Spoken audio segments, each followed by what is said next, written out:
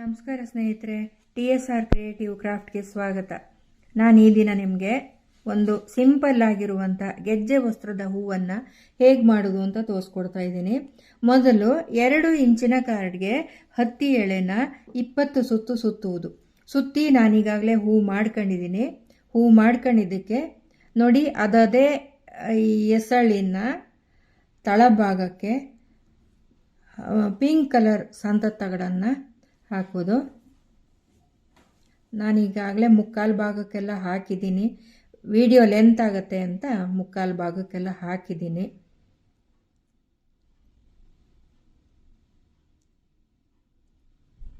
ನೋಡಿ, ಈ ಥರ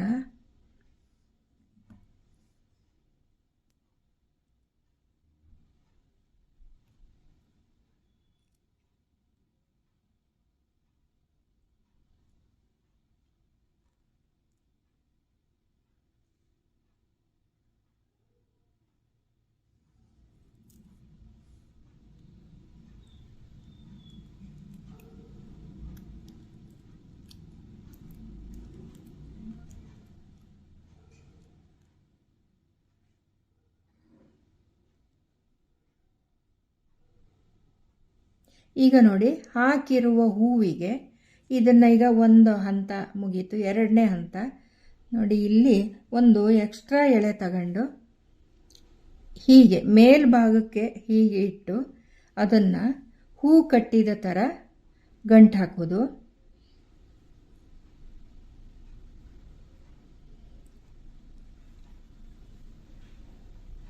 ನೋಡಿ, ಈ ಥರ ಗಂಟು ಹಾಕುವಾಗ ಇನ್ನೊಂದು ಕೊನೆ ಇರುತ್ತಲ್ಲ ತುದಿ, ಈ ತುದಿಯನ್ನು ಇದ್ರ ಒಳಭಾಗಕ್ಕೆ ಹೀಗೆ ಸೇರಿಸ್ಬೇಕು, ಇಲ್ಲ ಅಂದರೆ ಬಿಚ್ಚೋಗುತ್ತೆ.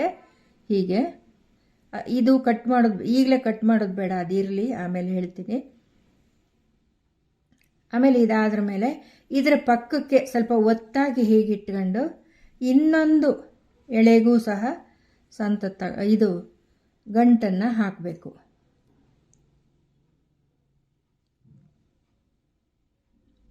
ನೋಡಿ, ಹೀಗೆ ನಾನು ಕೆಳಗಡೆ ಇಟ್ಟು ತೋರಿಸ್ಬೋದಾಗಿತ್ತು, ಅದು ಬಿಗಿಯಾಗಿ ಕೈಲಿ ಹಿಡಿದಿದ್ರೆ ಗಂಟು ಇದಾಗೋದಿಲ್ಲ, ಅದಕ್ಕೋಸ್ಕರ ಕೈಲೇ ಹಿಡ್ಕೊಂಡು ತೋರಿಸ್ತಾ ಇದ್ದೆ. ನೋಡಿ, ಮತ್ತೀಗ ಅದಾದ್ರ ಮೇಲೆ ಇನ್ನೊಂದನ್ನು ಸ್ವಲ್ಪ ಒತ್ತಾಗಿ ಹೀಗಿಟ್ಕೊಳ್ಳಿ. ಈ ಎಳೆ ಯಾವಾಗಲೂ ಕೆಳಭಾಗದಿಂದ ತರಬಾರ್ದು, ಇದು ಮೇಲಿಂದನೇ ತರಬೇಕು. ಇದನ್ನು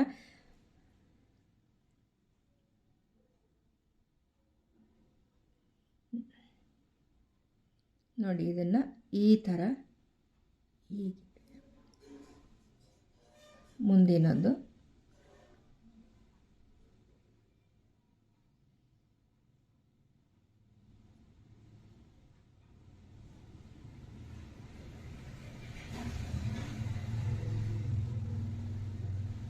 ಈ ಥರ ನೋಡಿ, ಹೀಗೆ ಬರುತ್ತೆ. ಹೀಗೆ ನೀವು ಇದನ್ನು ಮುಂದುವರಿಸಿ. ನಾನು ಎಲ್ಲ ಎಸಳುಗಳಿಗೂ ನೀವು ಇದೇ ಥರ ಗಂಟು ಹಾಕ್ತಾ ಹೋಗಬೇಕು. ಇಲ್ಲಿ ಕೊನೆಯಲ್ಲಿ ಏನು ಮಾಡೋದು ಅಂತ ನಾನು ತೋರಿಸ್ತೀನಿ. ನೋಡಿ, ಈಗಾಗಲೇ ನಾನು ಮುಗಿಸಿ ಇನ್ನೊಂದು 2ಕ್ಕೆ ಹಾಕೋದಕ್ಕೆ ಬಿಟ್ಟಿದ್ದೀನಿ ನಾನಿಲ್ಲಿ. ಹಾಗೆ ನೋಡಿ, ಇದಾಗಲೇ ಇಲ್ಲಿವರೆಗೂ ತಂದಿದ್ದೀನಿ. ಇದನ್ನು ನೋಡಿ, ಇಲ್ಲಿ ಹೀಗೆ ಕೊನೆಯದು ಒಂದು ಉಳಿಸಿದ್ದೀನಿ ಇಲ್ಲಿ.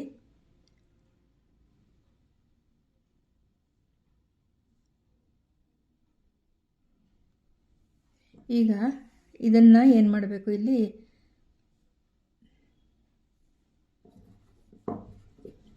ಇಲ್ಲಿಗೆ ಇದನ್ನು ಕಟ್ ಮಾಡಬೇಕು.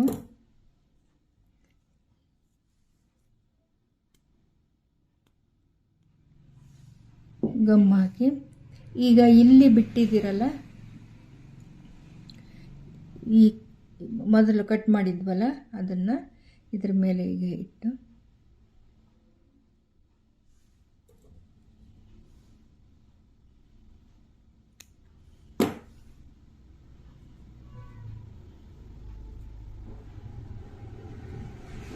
ಈ ಥರ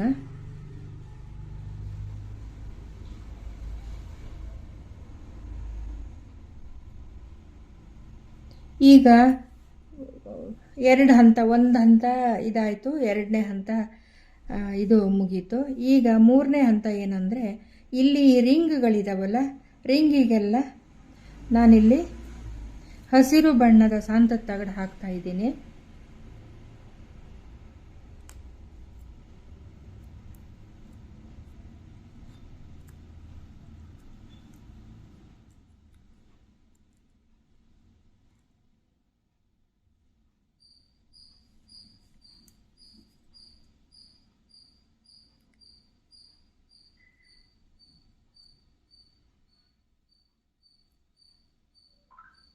ಇದು ನೀವು ಎಳೆಗೆ ಎಳೆ ಸಾಂತದ ತಗಡು ಹಾಕಿ ಸೇರಿಸಿ ಹಾರನಾದರೂ ಮಾಡ್ಬೋದು, ಅಥವಾ ಗೆಜ್ಜೆ ವಸ್ತ್ರದ ಪದಕನಾದರೂ ಮಾಡ್ಬೋದು,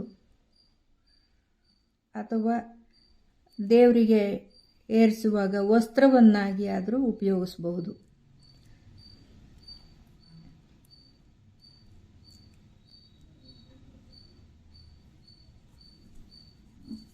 ಇದು ನೋಡೋದಕ್ಕೆ ತುಂಬ ಚೆನ್ನಾಗಿದೆ. ಇದು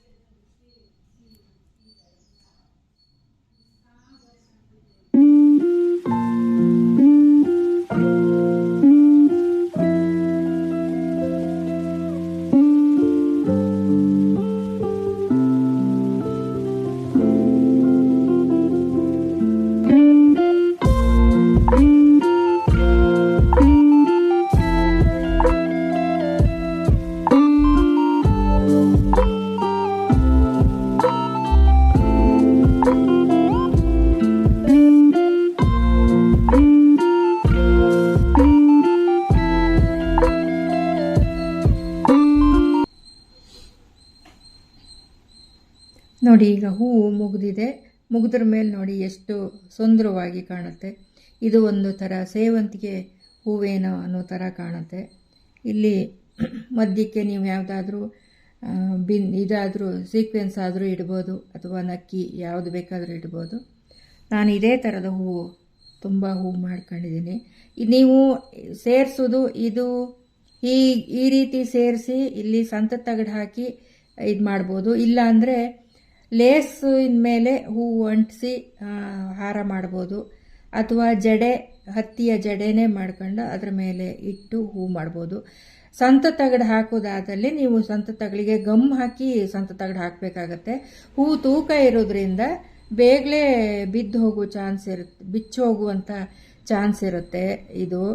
ಹಾಗಾಗಿ ನೀವು ನಿಮಗೆ ಯಾವುದು ಸುಲಭನೋ ಯಾವುದು ಅನುಕೂಲನೋ ಅದಕ್ಕೆ ತಕ್ಕಂತೆ ಹಾರ ಮಾಡಿ. ಸ್ನೇಹಿತರೆ, ಇದುವರೆಗೂ ನನ್ನ ವಿಡಿಯೋ ಗಮನಿಸಿದ್ದಕ್ಕೆ ತುಂಬ ಧನ್ಯವಾದಗಳು. ಲೈಕ್ ಮಾಡಿ, ಶೇರ್ ಮಾಡಿ, ಕಾಮೆಂಟ್ ಮಾಡಿ. Thank you.